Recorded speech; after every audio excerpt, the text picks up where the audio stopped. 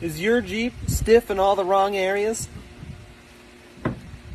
I'm going to show you how to fix these. First step, open your door and unplug this shit.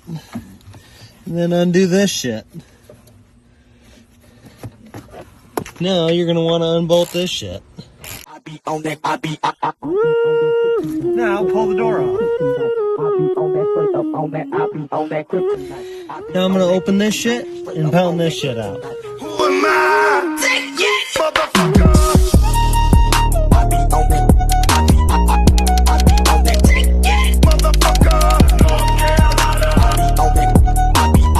So you can see how corroded this is.